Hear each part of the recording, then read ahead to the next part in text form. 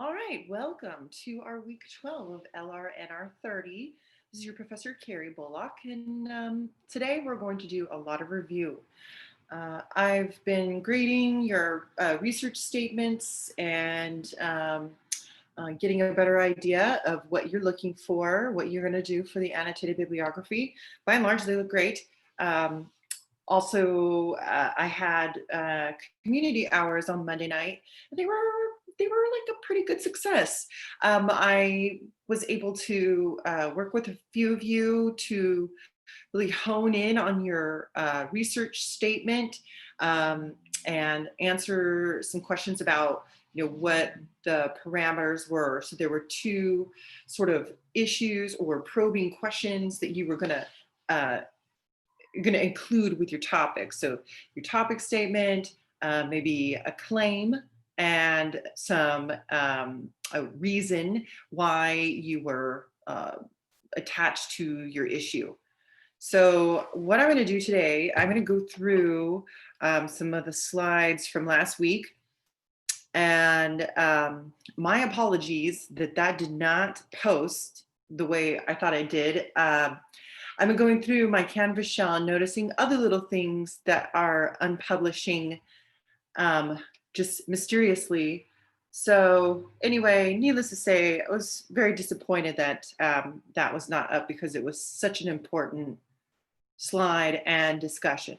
So what I'm going to do today is I'm going to go through it again, although I do encourage you, if you haven't already, to watch week 11 lecture and also to use those slides that are embedded in the lecture module as a guide, especially if you're questioning like, oh, okay, so now that I've got a source, what do I do with this? How do I summarize it? What sort of paraphrasing? What sort of analysis is she looking for? And then a reflection.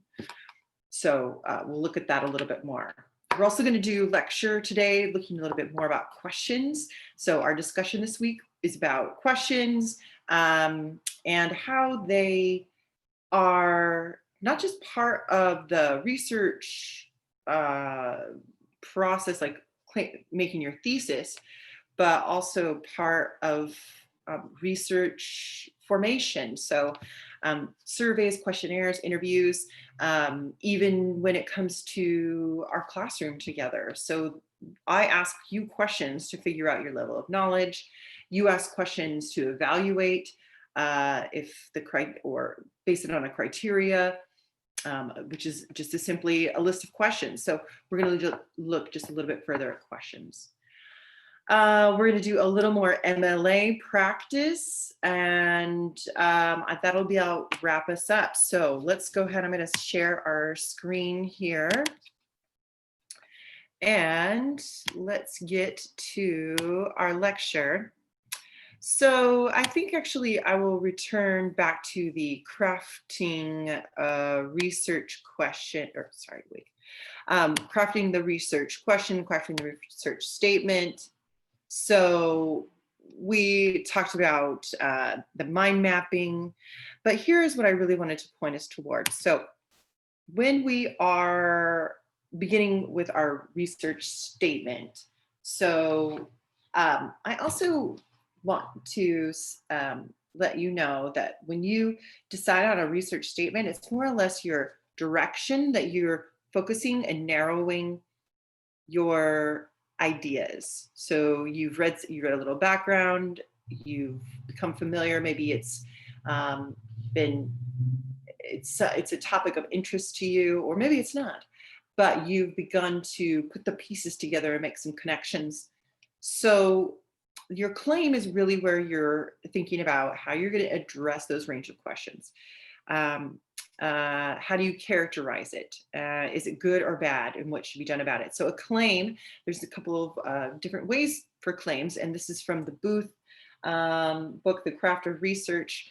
Booth states that there's classes of claims, and these can range from claims of fact or existence. So if you're saying climate change is happening because there are too many gases in the air, or workers are being burnt out from distance learning, or students are being burnt out or not wanting to go to school because of distance learning, or sorry, due to distance learning. Okay, so you're using some kind of narrowed, or you're sort of angling where you want this, where you want your audience to go. It could be claims of action or policy. So you can say, there needs to be better regulation on coal burning factories to help reduce greenhouse emissions. You can say there needs to be better, or workers need to have more social interaction, or students need to have more social action to prevent burnout. Or you can also say distance education is the best, or climate change is not that big of a deal. It's or obviously something much more academically worded. So these are ways, and you can use these as guiding examples to form your own claim. So then you connect it with a reason, and the reason is the because. So if you're saying that, all right, so students are burning out on higher education because distance education, students are burning out from distance education because there is no social interaction that keeps them connected and interested in school. Okay, so that's that because. This example here, prison parolees or felons should automatically have the right to vote restored to them. That's my claim. I mean, and that's the sentence right there. So should have automatically have the right to vote restored to them because, and then here's my reason: disenfranchisement affects their ability to participate in democracy and shape their futures. So you need that because, okay, and it can also be backed up with evidence. So eventually, we'll talk about this next, but you have, and it can be more practical, it can be conceptual. When we talked about the practical conceptual problems, we'll look at that just a little bit again when we're going back into questions. But the practical is, we should leave. That's my claim. It looks like rain. That's my reason. I probably need some evidence to back that up by maybe a weather report that it's actually going to rain, or that maybe I'm not looking at the same sky as you. Maybe you need to show it to me through a photo. All right, and then finally your evidence. So the evidence portion are your articles. Okay, so these are your 6 articles, and this is where you would look for evidence that it was going to rain. So it's not just necessarily your reason, it can also be your claim, but you're looking to provide support that backs up your assertion for saying what you said. And these can exist as quotes, statistics, data, even if it's, say, a gist of an idea, and you don't directly quote it in your paper, you still need to cite it. It can be background information. It can be in your introduction. It can be in the conclusion. Your evidence are those pieces of data that will support your claim. Okay, so that is, well, I'll just talk real quick. Now, this isn't exactly pertinent to our annotated bibliography, but I have used this framework for years. And this is about framing your questions. So we're going to segue into talking about questions here in a minute. The prompt for our annotated bibliography is a argumentative paper. Now, by definition, argumentative is not necessarily a divisive argument. It's actually a series of questions, and it's a conversation, it's a discourse. And these are ways that you ask questions, you critique, and this week in our Canvas shell, we talked a lot about the different types of literature available. So there isn't just the scientific question. There's also the literary criticism. There's also literary theory. There is historical.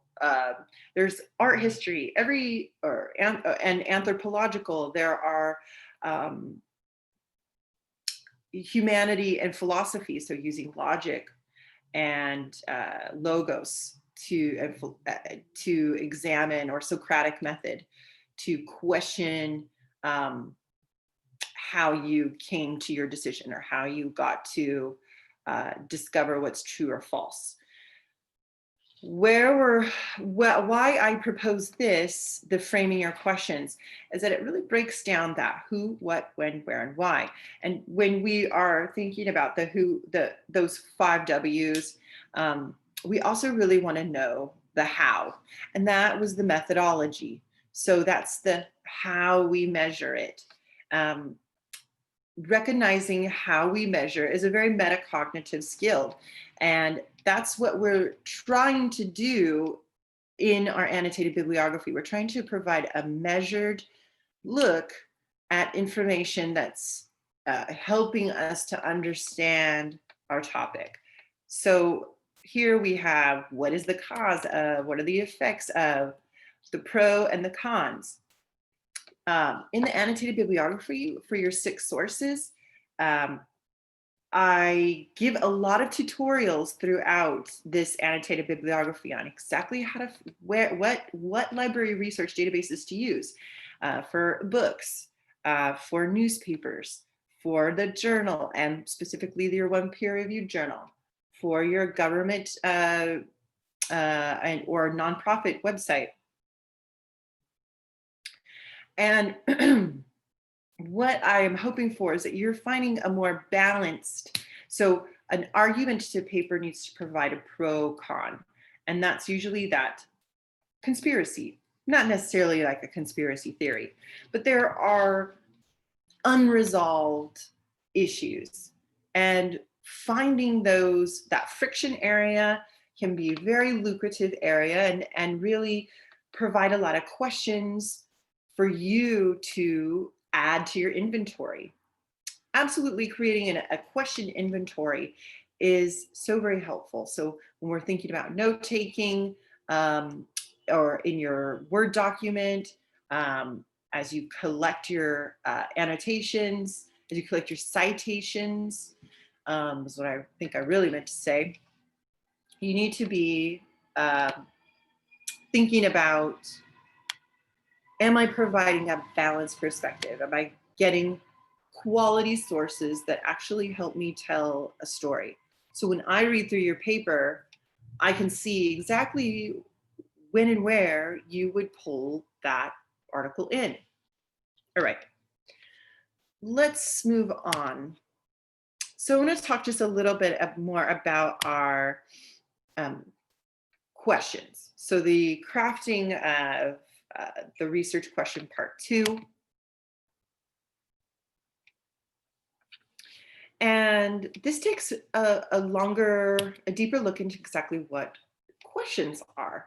So if we're thinking about the focused topic to question, we're thinking about those motivating questions. So the who, what, when, where, why, but also that how.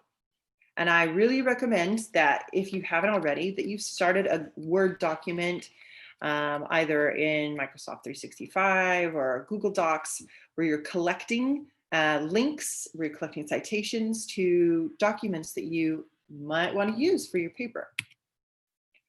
Okay, so when we're thinking about your formulating questions, you want to think about the history of your topic. Can you find, I would suggest for your history of your topic that you find a book. So books and history go hand in hand because books are one of our most in-depth resources. And a book can be an encyclopedia. It can be a scholarly book. Fiction won't work. Um, if you present me a fiction book as part of your analysis, I'm not going to accept it. It has to be a nonfiction book.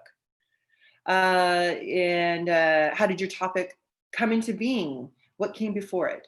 So the thing about books as well is that have a wonderful table of contents in the beginning where you can identify a chapter that you'd like and skip straight to that chapter. There's no reading through entire books in college unless it's for your history or your English class and you've got to do a book analysis or write an entire say, I don't know, analysis, analytical paper, research paper about a book, that book. Anyway, my point is that you're reading strategically, you're looking for chunks of information, you're looking for quotes, nuggets, bits that can help support and also help you form questions.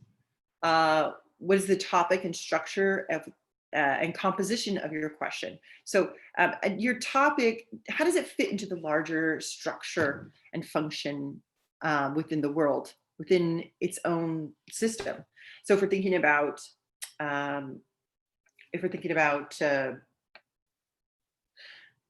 burnout in college students, are we thinking about, has that ever happened before? Are there programs or support that's been provided to students in the online setting? What other schools that only do online learning, what do they offer for students to socialize? Anyway, thinking about where it fits in to the larger structure of the whole of your two parts, of your claim and your reason. How is your topic categorized?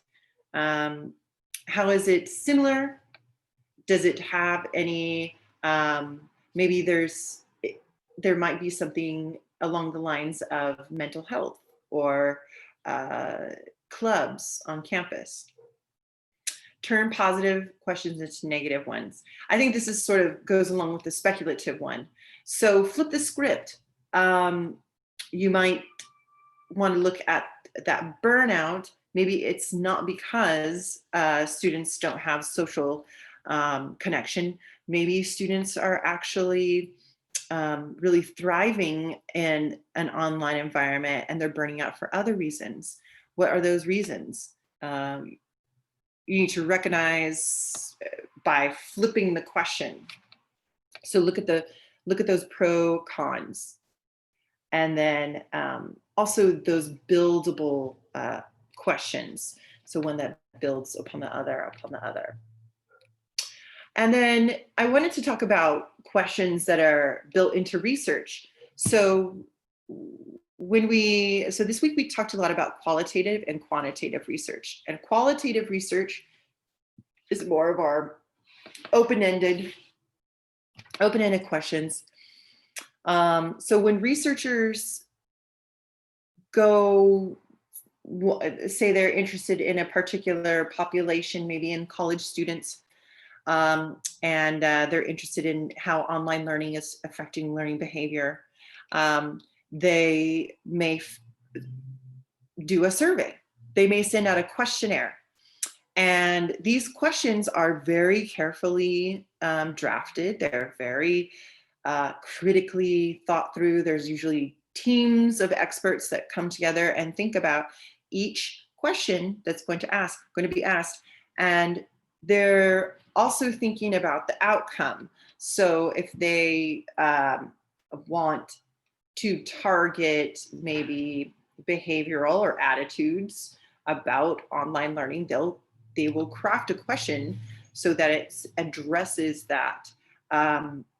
They will as a teacher, I'll craft questions that measure your knowledge. So when we do knowledge checks, right? So that's when you'll identify the various elements that we recently learned, or skills that we recently learned. Questions that measure or evaluate performance. This might be like an end of the year. Sometimes you'll have to fill out your, or during an interview, you have to talk about, maybe some problem solving that you had to do at a previous job, or what were your strengths or weaknesses. Those would be performance evaluations. So questions are an exceptionally useful tool in our professional and our academic career. And you'll run across questionnaires and surveys for the rest of your life. You've probably taken some on, I think we talked about like BuzzFeed or Facebook. And we've seen that those questionnaires have turned into enormous data generators. And they are seemingly innocuous. They seem like they are kind of like, haha, do you like birthday cake? What kind of birthday cake do you like? Do you like chocolate, vanilla, strawberry, angel food cake? That's my favorite cake, by the way. German chocolate. Like, they'll give you these sets of questions, and then once you answer that question, they'll funnel you into other categories within, and the questions can become quite granular, and they infer certain characteristics. It's called coding. So they'll code these, and they'll gather the data in this way. And that is one way that, so during the 2016 election, there was a company called Cambridge Analytica that did just that. It went through all the, I think it was allowed by Facebook to be on there. And they had these surveys, and they were able to collect data from people within, they targeted certain demographics, and they then crafted questionnaires that were engaging and interesting to that certain demographic. And from there, they were able to extract some really powerful personal data, and were able to see, what these people really, really liked and what they really didn't like. Those finding out, those flipped questions.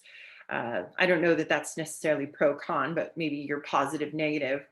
But your feelings, finding out a person's behaviors, attitudes, how they identify with themselves or identify with their community, can be extremely valuable. It's just plain valuable. And I think they went on to eventually close, but I promise you those guys are gainfully employed, making the millions of dollars working for somebody else doing the same thing. So I also included open-ended and closed-ended questions, and these are your pretty much your broadest type. So if you have your open-ended questions, these are your interview. So if I say, how's your day? You could tell me anything. But if I say, how was your math class this morning when they were giving you that test? I've narrowed it. It's still an open-ended question, but I am providing more data to narrow the respondent's answer. Finally, closed-ended questions. These are your check the box, multiple choice. Dropbox, anything where there's predetermined answers or predetermined categories, and that you have to select from those. So these are also can be quite compromising, especially if you see, if you're not, if you don't really agree with any of the boxes that have to be checked. I think about standardized testing a lot, and how standardized testing is typically a series of checked boxes, and or filling in those little tiny bubbles for the right answer. But there's very little context for somebody that's creative and maybe doesn't see the answer that way. So these are ways that when we think about questions, you need to think about your own, like, probing philosophical questions. If you're making a claim, how can you push with looking, or maybe questioning with who, what, when, where, why, how, and moving the needle on getting a better understanding of both sides by asking questions. And again, I really recommend that you make that inventory. So at the beginning, I stated, make an inventory of possible questions. It's never too late to keep creating that inventory of questions. Okay, so let's go ahead and jump out of here. And I think what I'm going to do is I'm going to stop share right now, and I'm going to chunk up this I'm